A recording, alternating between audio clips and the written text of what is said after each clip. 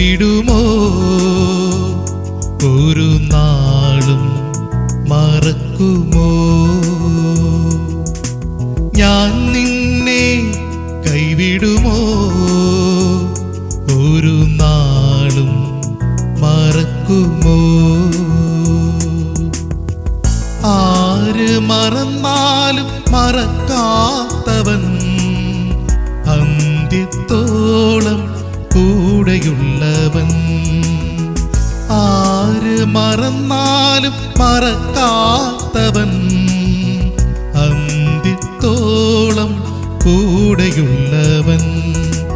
ഞാൻ നിന്നെ കൈവിടുമോ? ഒരു നാളും മറക്കുമോ?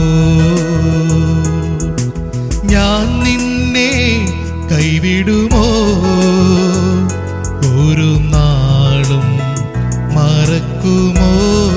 ക്രിസ്തുയേശുവിന്റെ നിസ്തുല്യ നാമത്തിൽ ശുഭസന്ദേശത്തിലേക്ക് സ്വാഗതം. ശുഭസന്ദേശത്തിലെ എല്ലാ ശ്രോതാക്കൾക്കും ഞങ്ങളുടെ നവവത്സര ആശംസകൾ. ദൈവത്തെ പ്രസാദിപ്പിക്കണം എന്ന ആഗ്രഹം എല്ലാവരിലുമുണ്ട്. അതിനുവേണ്ടി മനുഷ്യൻ പല നിലയിലും ശ്രമിച്ചുകൊണ്ടിരിക്കുന്നു. എന്നാൽ പാപിയായ മനുഷ്യന്റെ പാപത്തിന് പരിഹാരം വരുത്താതെയുള്ള എല്ലാ ശ്രമങ്ങളും ദൈവം മുമ്പാകെ പരാജയം മാത്രമാണ് നൽകുന്നത്.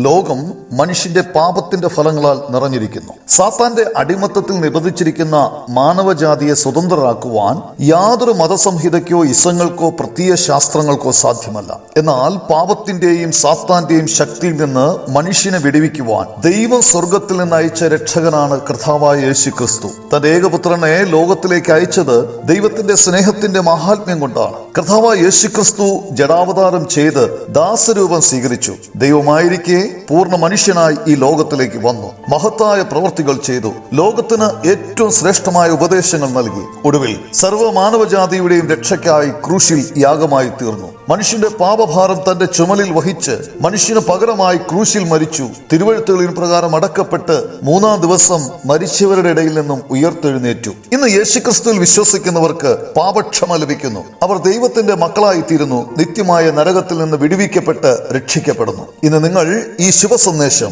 ഈ സുവാർത്ത വിശ്വസിക്കുന്നുവെങ്കിൽ നിങ്ങൾക്ക് ആത്മരക്ഷ പ്രാപിക്കാൻ കഴിയും. ദൈവപുത്രൻ എന്നെ സ്നേഹിച്ചു, എനിക്ക് വേണ്ടി തന്നെ തന്നെ ഏൽപ്പിച്ചു എന്ന് ഹൃദയത്തിൽ വിശ്വസിച്ച് വായ്കൊണ്ട് ഏറ്റുപറഞ്ഞ് രക്ഷയ്ക്ക് വേണ്ടിയുള്ള സ്വന്തം പ്രയത്നങ്ങൾ ഉപേക്ഷിച്ച് കർത്താവായ യേശുക്രിസ്തുവിന്റെ മരണത്തിലൂടെയും പുനരുത്ഥാനത്തിലൂടെയും അവൻ പൂർത്തിയാക്കിയ രക്ഷണ്യ പ്രവൃത്തിയിൽ ആശ്രയിച്ച് പുതിയ ആത്മീയ ജനനം പ്രാപിക്കാൻ ദൈവം നിങ്ങളെ സഹായിക്കട്ടെ. എന്റെ അടുക്കൽ വരുന്നവനെ തള്ളിക്കളകയില്ല, ഉപേക്ഷിക്കുകയില്ല എന്നരുളി ചെയ്തവന്റെ അടുക്കൽ അഭയം പ്രാപിക്കുവാൻ ദൈവം നിങ്ങൾക്ക് കൃപ നൽകട്ടെ.